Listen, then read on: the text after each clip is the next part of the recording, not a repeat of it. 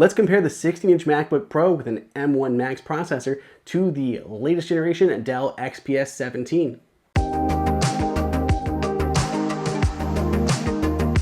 Welcome everybody to Apple Insider. It is Andrew here, and as I mentioned, I've got two machines to check out in this video for you. I have the all-new 16-inch MacBook Pro. This is the guy with Apple Silicon on the inside, the M1 Max processor, and that 32-core GPU. And I'm comparing this against the 2021, the latest generation Dell XPS 17. This is the one with the 10th gen 8-core Intel Core i7 processor and the NVIDIA GeForce RTX 2060 graphics with Max-Q. So this should be a great compare because honestly, this Dell looks pretty awesome. So I'm excited to dive into this. So without further ado, let's take a look at the designs. Both of these machines opted for a nearly all metal design.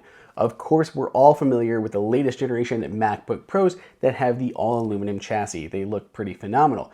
Well, at least I think they do. I guess there's some argument about how the new machines look. But if we go over to the Dell XPS 17, it's also got a pretty awesome design to it. It too has an all metal body, and there's like a lot of like nice details. There's like chamfered edges going around it. There's like glossy parts and matte parts. It's a really neat look. And on the inside, it's this soft touch material.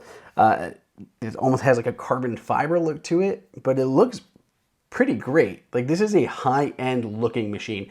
If I was looking for the most Mac-like experience on a PC, this is what I would end up picking up.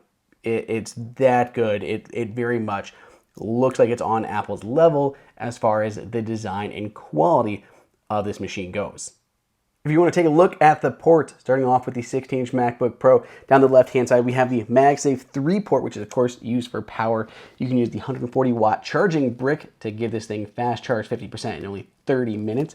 Then we have two Thunderbolt 4 ports, which are the Type-C format. Then we have a high-impedance headphone jack. On the right-hand side, we have that UHS 2 card reader, as well as another Thunderbolt 4 port and an HDMI 2.0 port. If we go over here and look at the Dell, it has a few ports on its own. On the right-hand side, we have an SD card reader. Then we have two Thunderbolt 3 ports. And on the left side, we have two more Thunderbolt 3 ports. There's also a headphone jack.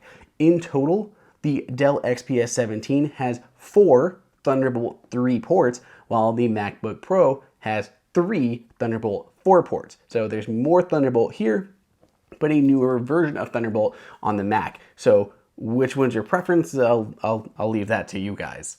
Moving to the displays, the MacBook Pro has a 3456 by 2234 16.2-inch display with a pixel density of 254 pixels per inch, has 1000 nits of sustained brightness, and can go up to 1600 nits during HDR playback. It's a mini LED display and supports ProMotion refresh rates up to 120 Hz, as well as True Tone and the P3 wide color gamut. If we go and look at the Dell XPS 17, it has a 1920 by 1200 display, measures in at 17 inches, and has a pixel density of a woeful 133 ppi. It also only has a max brightness of 500 nits, only about half of what Apple's does in standard performance. It's really going to depend on what you need this display for though, because it looks like the Dell is at a pretty big disadvantage with its display, especially with that pixel density. But in other ways, it beats the MacBook Pro. The matte finish it has looks awesome, and especially if you're in a high brightness area, it really pays off. And it has much smaller borders than even we do on the MacBook Pro. So it has thinner bezels and a matte finish that I really prefer for a lot of daily content. But the gloss finish, it still looks a lot better. It's still more brightness. It still has a higher refresh rate. A lot of stuff that's great with Apple Display.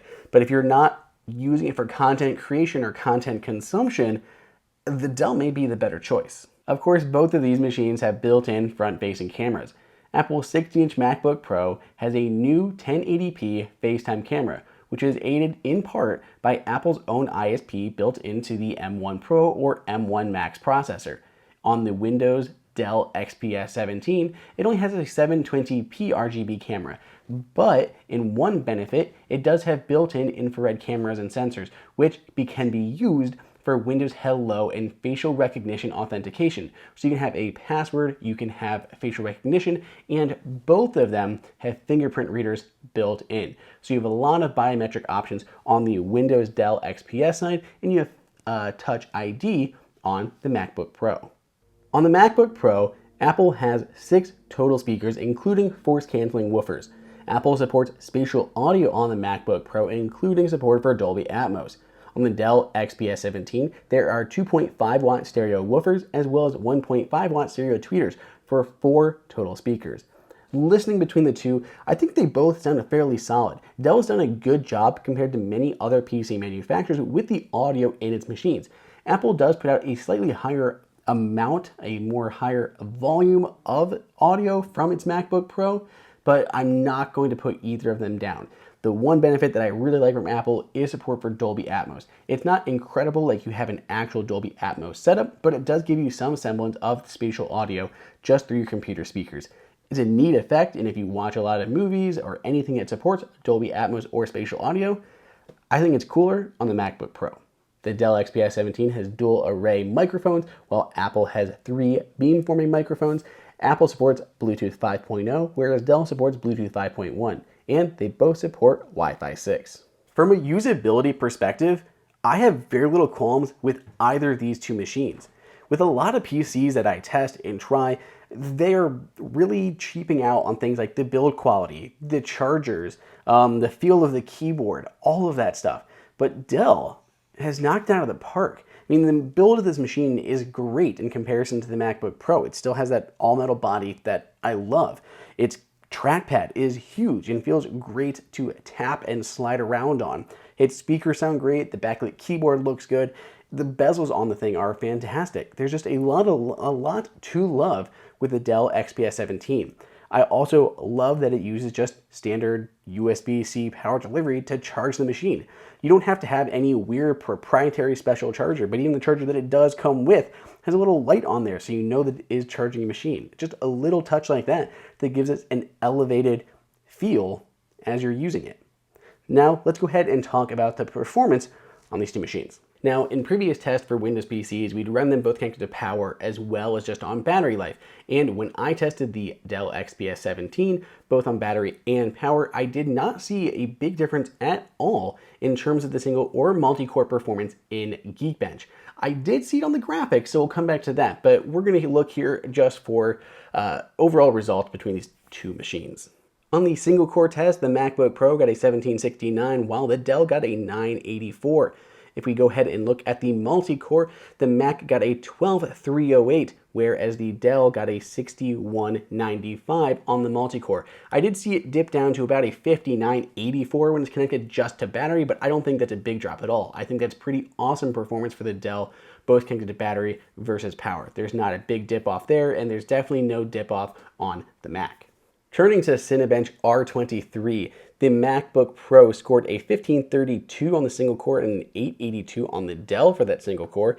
Going to the multi-core, the Mac scored a 12308, whereas the Dell scored a 6129.